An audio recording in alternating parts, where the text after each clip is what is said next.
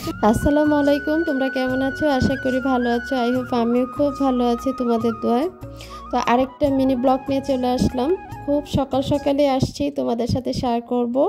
তো এক কাপ চা নিয়ে বারান্দায় যাচ্ছি দেখো, কারণ আমাদের এখানে কিন্তু প্রচণ্ড বৃষ্টি হয়েছে রাত্রে, এই জন্য খুব ভালো লাগতেছিল। বৃষ্টির আলাপ হয়তো বা পাচ্ছ, তোমাদের সাথে একটু শেয়ার করব না, এটা কি হয়। তা আজকের ব্লগটা কী নিয়ে সেটাই তোমাদের সাথে শেয়ার করব। কারণ কিছুদিন আমাদের এখানে খুব রৌদ্র ছিল, বৃষ্টি হতে খুব ভালো লাগতেছিল। আর চলে আসছি বেলকনির থেকে, চলে আসছি আমার বেডরুমে, একটু ঘরটা ঝাড়ু দিয়ে নেব খুব সুন্দর করে। আর প্রত্যেকটা মেয়েই তো চায় যেতে তার ঘর, যে ঘরে থাকে বা তার আশেপাশে পরিবেশটা সুন্দর থাকুক বা সুন্দর রাখুক, এটা সবাই চায়, তাই না? তা আমিও তার থেকে কিন্তু কোনো দিক দিয়ে কম না, কারণ ঘর অগোছ থাকলে আমার কাছে ভালো লাগে না। একটু পাপোশটা দিয়ে দিলাম দেখো। তারপরে কি করলাম দেখো, চালতা কাটার জন্য বসে পড়লাম। সামনে যেটা পাই আমি সেই কাজটাই করার ট্রাই করেই ফেলি, কারণ পরে করলেও করতে হবে আর আগে করলেও করতে হবে। আমার কাজ করতে ভালো লাগে, সময়টা কেটে যায়। কারণ তোমরা তো জানো তোমাদের ভাইয়া দেশের বাইরে থাকে, আমি কাজের ভিতরেই একদম ব্যস্ত থাকার ট্রাই করি। তারপরে চলে আসলাম দেখো ডাইনিংয়ে, ফুলদানিটা দিয়ে নিলাম এখানে, আর এই যে পুতুলটা এখানে বসায় নিলাম।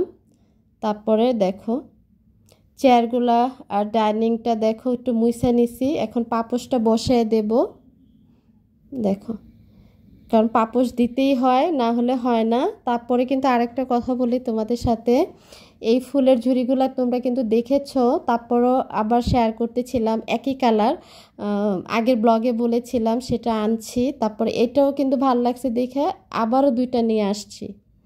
তো এটা এখন বসাবো, এটা ডাইনিংয়ে যে কোনো জায়গায় ঝুলানো যাবে, ভালো লাগবে এই জন্য।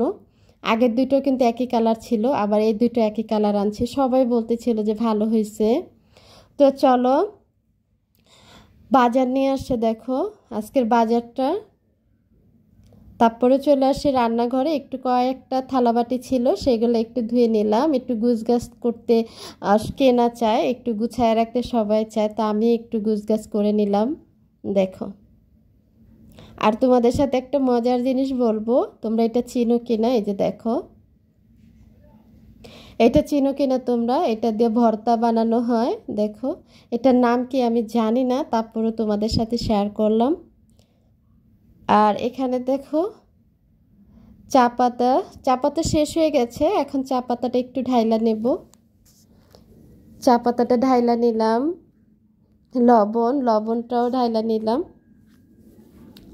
কারণ সব কিছু হয়েছে কি নিজের কাছে, তুমি ঘরটা যেভাবে গুছাবা সেভাবেই কিন্তু গুছ থাকবে। আর এখন দেখো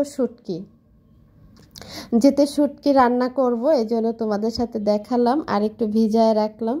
আর দেখো চালটা তো নিয়েছিলাম কাইটা, এখন আইসা দেখি যে চিনি নাই, এই জন্য পলিটিনে করে রেখে দিচ্ছি, যাতে পরে বানাবো আচারটা। এখন ফ্রিজে রেখে দিই, ভালো থাকবে। কারণ কাটাটা কিন্তু জরুরি ছিল, আর চালতাগুলো তো কাটা যায় না, তোমরা জানো পিছলা হয়ে যায়। তারপরও কিন্তু কাইটা নিলাম, যেতে রান্নার কাজ চলতেছে ওখানে, আর আমি এখানে আইসা পড়ছি পাপোশগুলা দেওয়ার জন্য। দেখো এটা কিন্তু লবণের নতুন একটা বাটি দেখো, লবণের ডিব্বাটা দেখো, ওইটাও কিন্তু লবণের ডিব্বা আর এটাও কিন্তু লবণের ডিব্বা। আর এই যে রেসিপিটা শুটকি রান্না করা হয়েছে, বাগুন দিয়ে আলু দিয়ে শুটকি রান্না করেছি। জানি না তোমাদের কাছে কেমন লাগে আমার ছোট ছোট ব্লগগুলা। দেখো বিকেলবেলা হয়ে গেছে, বিকেলের ওয়েদারটা তোমাদের সাথে শেয়ার করতেছিলাম দেখো, খুবই ভালো লাগতেছে না? আর আমাদের এখানে দেখো শাকসবজি লাগাইছে, তারা কিন্তু কাজ করতেছে দেখো। তো যাই হোক, আজকের ব্লগটা কিন্তু এই পর্যন্ত। তোমরা যে যেখান থেকে দেখতেছো আমাকে কমেন্ট করবা। ভালো থাকবা, সুস্থ থাকবা।